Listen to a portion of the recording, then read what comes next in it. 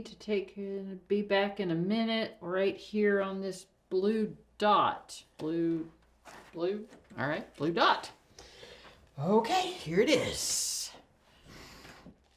And the plagues befell Egypt! Oh! Because the Pharaoh wouldn't let the Israelites go with Moses. The plagues are so cool. Oh, well, I'm glad to see you've been reading in Exodus, but I'm also really glad that you decided to skip some of those plagues, Miss Haley, because some of them were pretty nasty, like sores all over the skin or water turning into blood or...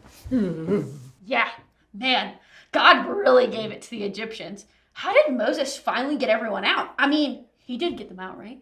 Well, yeah. Well, with God's help, he definitely gets them all out. But the last plague was a doozy, and God gave some really strict instructions to the Israelites on how to prepare for the plague and all that was going to follow it. Wow. Do you mean the whole meal festival thing? You know, I am all about any celebration that includes food. Yeah. Yes, the Passover, or probably the name you like better, is the Festival of Unleavened Bread. I love bread. Yeah. Well, this isn't like the bread you eat when you have a sandwich at, Jimmy John's or anything. This is more like a cracker. Unleavened means it doesn't have any yeast in it, which makes it all big and fluffy. Well, why didn't they call it the Festival of the Crackers? Excellent question.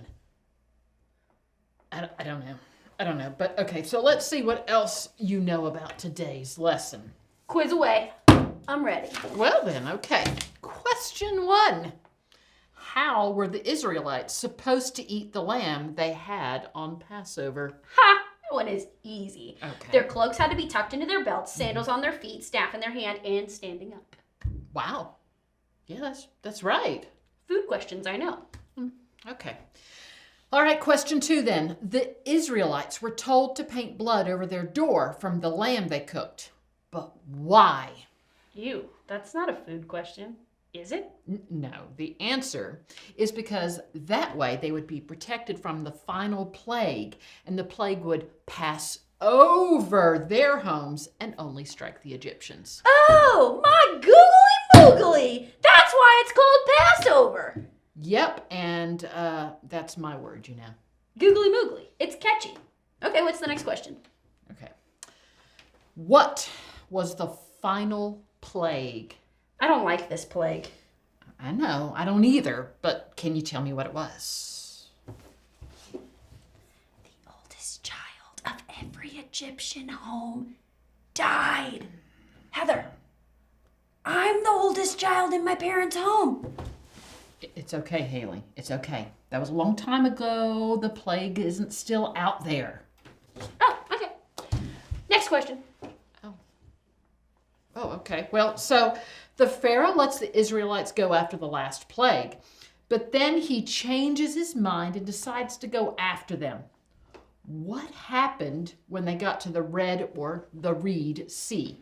I love this part of the story.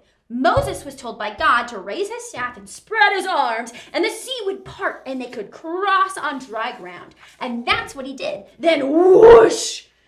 When they were across safely, God told Moses to command the sea to go back, and he did. And the army that was crossing all got washed away, and God saved the day.